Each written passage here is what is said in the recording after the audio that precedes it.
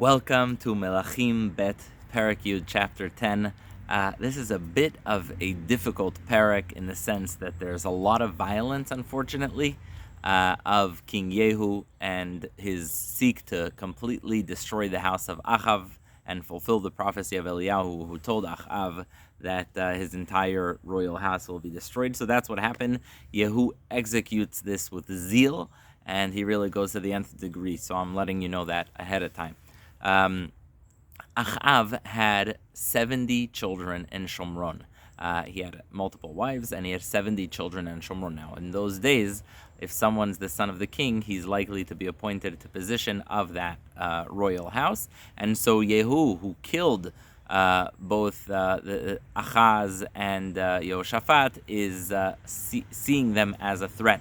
And so he sends books, letters to all of the elders in Shomron, and he says to them, I want you to gather for me all of the children of Achaav, all of the 70 children of Achaav. And here's the deal: if you're loyal to them, join them. Now, obviously, they are not going to join the children of Achaav. They say to each other, what do you mean? This guy just killed the king of Yehuda and Israel. No way we're going to join Achaav's house. But he sort of gives them this cruel ultimatum. He says, you know what? Achaav has 70 children. You have the option of joining them, making them your leaders, or you have the option of turning them into me. Now, obviously, they're not going to join them because they know he just killed the king of Israel and the king of Yehuda.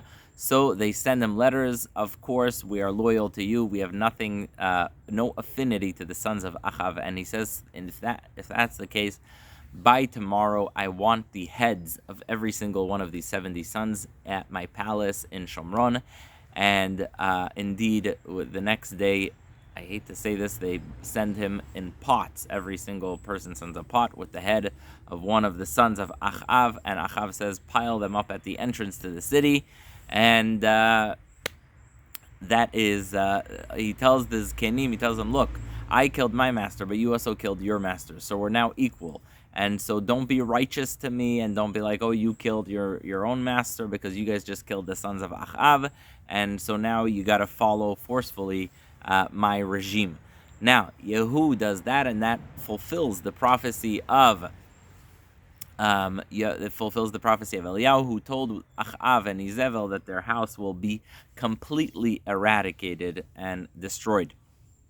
The next thing that happens is King Yehu, who seeks to fulfill the prophecy of God, says, he also does something tricky. He says, remember how Izebel and Achaav turned the Baal idol worship into the national idol worship of Israel? Well, I want to make a holiday.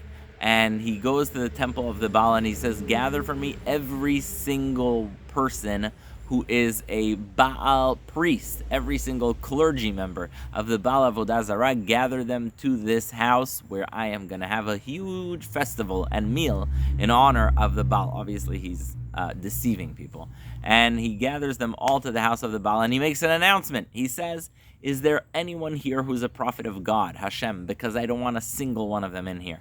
And they clear the house, and they make sure there's not a single prophet of Hashem in there. And it's only the Baal membership. And then he tells another 80 people, he tells them, surround this house, and if one person escapes this house, I will demand their blood from you, their head from you. And so they close up the house, they seal the house with all of the idol worship, all of the Baal clergy members in the entire kingdom of Israel. And he then asks the people who are surrounding the house to go and kill every single Baal worshiper, Baal clergy, and he then burns the Baal and eradicates the statues and the matzevot, everything, the monuments, everything that's Baal in Israel is destroyed. Now you would think that he's a really righteous man returning everyone to God, but what he does not do is he does not destroy the golden calves that are in Dan and Beit El, the ones that are put as an alternative to Jerusalem. And of course, the reason he doesn't eradicate those, even though they are Avodah Zarah, is because they were initially put in place to avoid people going to Yerushalayim and make sure that the kingdom of Israel remains separate from the kingdom of Yerushalayim. And so he keeps those to maintain and preserve the kingdom of Israel, which we definitely hold against him. It continued the friction between Yehuda and Israel. He continues on his trip, and he sees the sons of the king of Yehuda, who he just killed, coming, and they did not get the memo. They did not know the news. They didn't have a WhatsApp group or anything, and they didn't know that their father had been killed, the king of Yehuda, and so they are coming to shear the sheep in Shomron, and they say, well, hello, Mr. Yehu, how's our relative, the king of Yehuda, doing? And King Achaz, and he tells them bad news, and he ends up killing all of them, 46 people. I believe he kills all of those people too. Now, the chapter concludes with a very important detail, and that is that after he kills all of these people, the kingdom remains in his hands, but he did not fulfill the words of the prophecy of making sure. He didn't fulfill Hashem's will, I should say, by making sure that he destroyed also the two agalim, the two golden things, the two golden calves that are in Yehuda. Now, one more that are in Yisrael.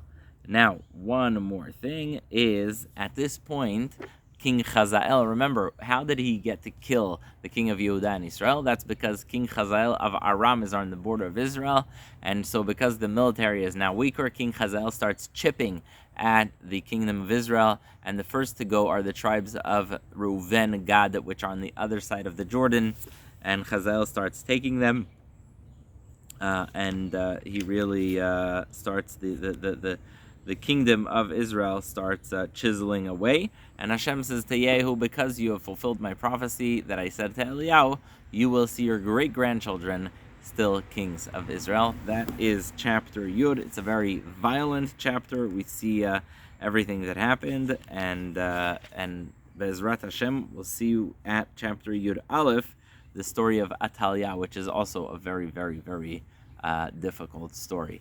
Thank you.